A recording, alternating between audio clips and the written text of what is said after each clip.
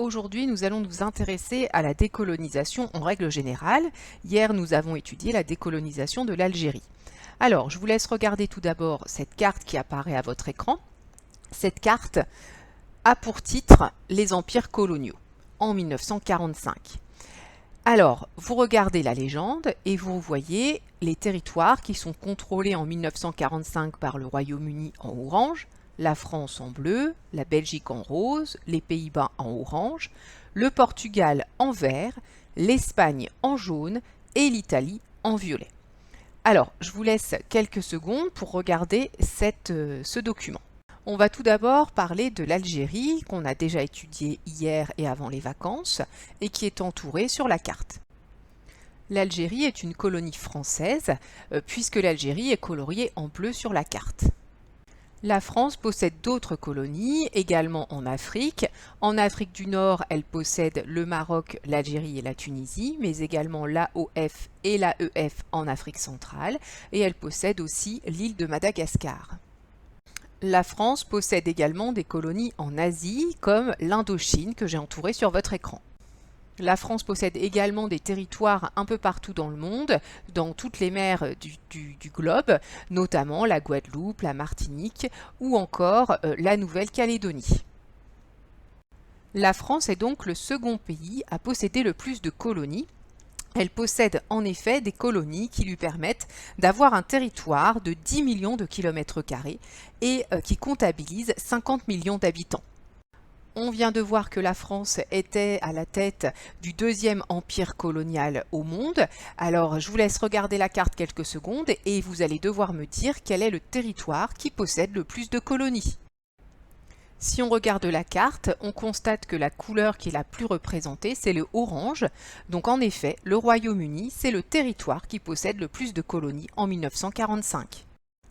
Il possède tout d'abord des colonies en Afrique, telles qu'on le voit sur la carte, le Soudan, le Niger, le Kenya ou encore le Tanganica. Le Royaume-Uni possède aussi des colonies en Asie, avec notamment les Indes britanniques, qui sont une colonie extrêmement peuplée. Et puis il en possède aussi en Amérique, avec le Guyana ou encore des petites îles, comme celle que j'ai entourée en orange. Le Royaume-Uni est donc le territoire qui possède le plus de colonies, puisque l'ensemble de ces colonies lui permet d'atteindre 33 millions de kilomètres carrés. Je vous rappelle, c'était 10 millions de kilomètres carrés pour la France et 450 millions d'habitants, ce qui est considérable, puisque la France, elle, obtenait 50 millions d'habitants. On va prendre quelques secondes pour faire un petit point vocabulaire. Alors, une colonie, c'est donc un territoire qui a été conquis par un autre pays et qui doit lui obéir. Par exemple, l'Algérie est une colonie. Par exemple, les Indes britanniques sont une colonie. Maintenant, comment s'appelle un territoire qui possède des colonies après l'avoir conquis? Eh bien, ce territoire s'appelle une métropole. Par exemple, si je prends le cas de l'Algérie, l'Algérie est la colonie de la France. La France est donc la métropole de l'Algérie. Si je prends les Indes britanniques sont une colonie du Royaume-Uni, puisque les Indes britanniques sont coloriées en orange. Alors on va faire un petit jeu de questions-réponses. À chaque fois, vous avez le droit de mettre pause pour prendre le temps de regarder la carte, puis je vous donne ensuite la réponse. Alors, si je regarde cette carte, quelle est la métropole de l'Angola? Alors, l'Angola se situe en Afrique. Il est en vert, donc sa métropole, c'est le Portugal. Quelle est la métropole, maintenant, du Congo belge? Le Congo belge, qui est situé au centre de l'Afrique, est colorié en rose, donc sa métropole, c'est la Belgique. Quelle est la métropole, maintenant, de la Libye? Eh bien, la métropole de la Libye, c'est l'Italie, puisque la Libye est coloriée en violet sur la carte. On va maintenant passer à la trace écrite, donc vous prenez votre cahier et on va donc écrire en 1945, les grands et puissants pays européens comme la France, le Royaume-Uni, l'Italie possèdent encore de nombreux territoires qui ont été conquis par la force et doivent leur obéir. On appelle ces territoires des colonies. Le pays qui possède une colonie est une métropole. Bien entendu, je vous laisse mettre pause pour que vous ayez le temps de copier. Nous allons maintenant nous intéresser à la première partie de ce chapitre. Pour quelles raisons et comment se déroule la décolonisation? Je vous laisse écrire le titre. On va de nouveau étudier la carte que nous étudions depuis le départ. Et si vous regardez en bas à droite de la légende, il existe des mouvements de contestation anticoloniale. On en avait déjà parlé pour l'Algérie avec notamment le FLN, le Front de Libération Nationale. Mais si vous regardez cette carte, il y a d'autres endroits où il y a des mouvements de contestation, comme par exemple à Madagascar, comme par exemple en Indochine ou encore dans l'AOF. Ces mouvements de contestation peuvent être des mouvements militaires, guerriers, comme c'est le cas du FLN, qui commet des attentats par exemple, et qui entre en guerre contre la France, mais il peut aussi y avoir des mouvements de contestation qui sont pacifiques, c'est-à-dire non violents. C'est le cas dans les Indes britanniques. Dans les Indes britanniques, un homme, Gandhi, décide de montrer au Royaume-Uni son mécontentement face à la colonisation, mais il le fait de façon totalement pacifique. Alors je vous laisse quelques minutes pour regarder en fait une petite vidéo qui va vous permettre de mieux connaître Gandhi et ce qu'il a fait en Inde pour désobéir de façon pacifique.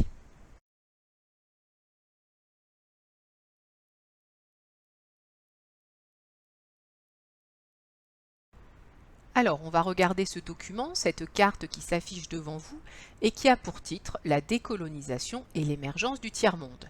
Je vous laisse mettre pause pour bien lire la légende et regarder la carte. Ce qui m'intéresse ici, c'est de comprendre justement pourquoi est-ce que ces mouvements de contestation apparaissent essentiellement après la Deuxième Guerre mondiale. Eh bien en fait, la réponse est indiquée dans le document, dans la première colonne de la légende, première ligne de cette première colonne. Eh bien en fait, les pays qui possèdent des colonies, les métropoles, étaient avant la Deuxième Guerre mondiale des pays extrêmement puissants que les colonies craignaient.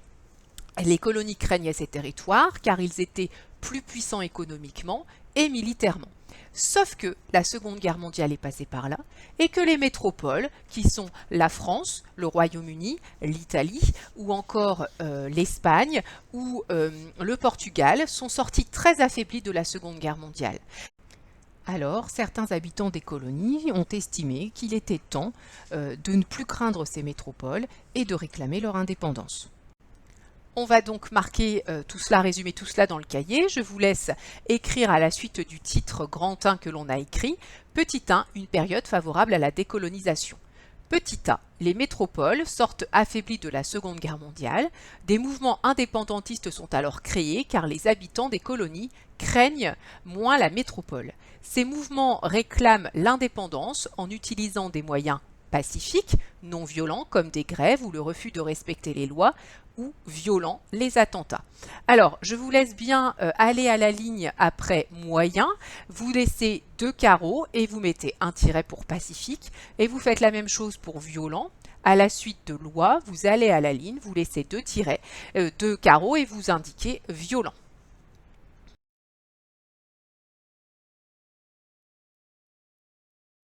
Je vous laisse mettre pause pour que vous ayez le temps de recopier. Je vous laisse maintenant regarder quelques minutes la carte qui s'affiche sur votre écran et je vais vous demander de me dire quels sont les 2 pays qui sont favorables à la décolonisation et qui vont donc soutenir les colonies à obtenir leur indépendance. Vous pouvez faire pause sans problème. Ces 2 pays sont en effet l'URSS et les États-Unis. On va commencer par les États-Unis que j'ai entourés sur la carte. Alors les États-Unis sont en fait favorables à la décolonisation pour la simple raison que les États-Unis étaient une colonie du Royaume-Uni auparavant. Donc ils ont obtenu leur indépendance après une guerre assez longue contre le Royaume-Uni et ils estiment qu'il est important que les colonies deviennent des États indépendants, libres. L'autre pays est l'URSS. Alors l'URSS est un petit peu différent des États-Unis. En fait, l'URSS est ennemie à cette époque-là avec les pays d'Europe de l'Ouest, c'est-à-dire les pays qui ont des colonies La France, le Royaume-Uni, l'Italie, la Belgique, l'Espagne, le Portugal, etc. Et donc, si ces pays n'ont plus de colonies, ils seront moins puissants. Et c'est cette idée-là qui plaît beaucoup à l'URSS. L'URSS souhaite que les colonies disparaissent pour que les pays d'Europe soient moins puissants et donc ne soient plus ses concurrents. On va maintenant passer à la trace écrite, donc sous le texte précédent où on va écrire petit b. Les mouvements indépendantistes bénéficient du soutien des deux grandes puissances, les États-Unis. Ce pays est une ancienne colonie anglaise, il souhaite que les colonies obtiennent leur liberté. L'URSS qui veut que les pays d'Europe, qui sont ses ennemis, soient moins puissants en perdant leurs colonies. Je vous laisse écrire, vous pouvez mettre pause. Revenons à la carte que l'on étudie depuis tout à l'heure. Il nous reste un organisme qui est favorable à la décolonisation, c'est l'ONU. L'ONU qui signifie Organisation des Nations Unies et dont le siège, c'est-à-dire le lieu de direction, se situe dans la ville de New York que j'ai entourée sur la carte, donc aux États-Unis. Cette organisation, qui réunit une cinquantaine de pays dans les années 1945-1950, a deux objectifs. Le premier objectif, c'est de faire respecter la paix dans le monde et donc d'éviter des guerres. Le deuxième objectif, ça va être de permettre aux peuples de disposer d'eux-mêmes, c'est-à-dire que les peuples doivent être libres de faire ce qu'ils veulent sans dépendre d'un autre pays. Alors, je vais vous montrer une petite vidéo qui vous explique ce qu'est l'ONU un peu plus en détail.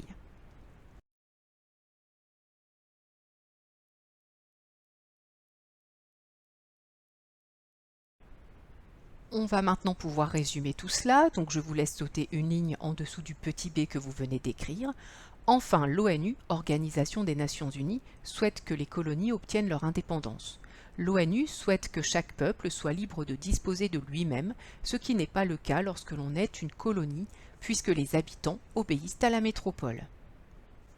On va reprendre la carte et je vais vous demander de trouver à quelle période est-ce que les colonies d'Asie ont obtenu leur indépendance. Donc je vous laisse quelques secondes pour trouver, vous pouvez très bien faire pause.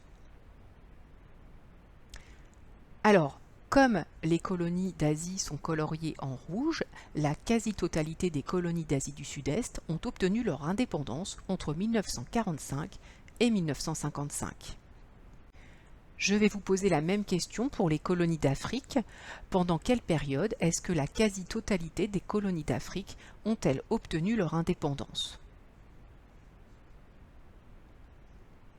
En effet, la quasi-totalité des colonies d'Afrique sont coloriées en orange, donc elles ont obtenu leur indépendance entre 1956 et 1965.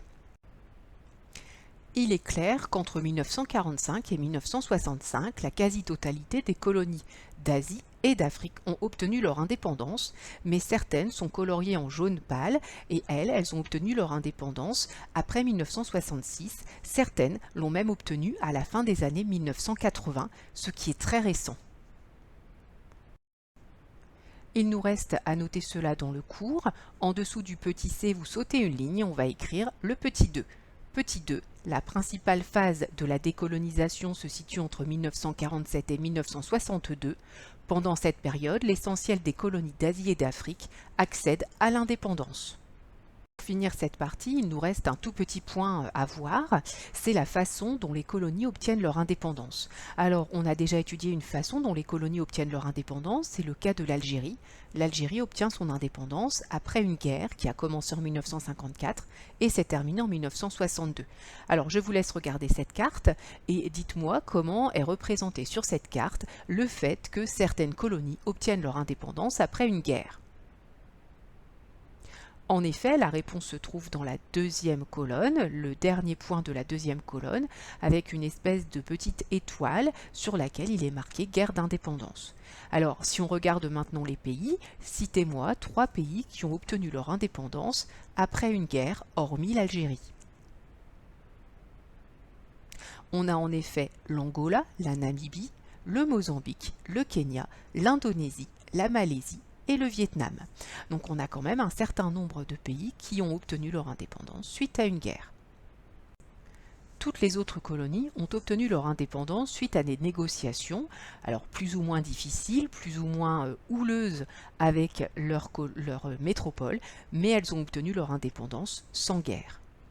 C'est le cas de deux colonies dont on a déjà parlé, les Indes britanniques qui obtiennent leur indépendance en 1947 après des négociations avec le Royaume-Uni, ou encore l'Afrique équatoriale française et l'AOF qui ont obtenu leur indépendance après des négociations en 1960. Allez, dernière ligne droite, on va noter la dernière trace écrite de cette première partie. La décolonisation est menée par la négociation, comme en Inde en 1947 ou dans les colonies françaises d'Afrique noire en 1960, par la guerre, comme au Vietnam 1954 ou en Algérie 1962.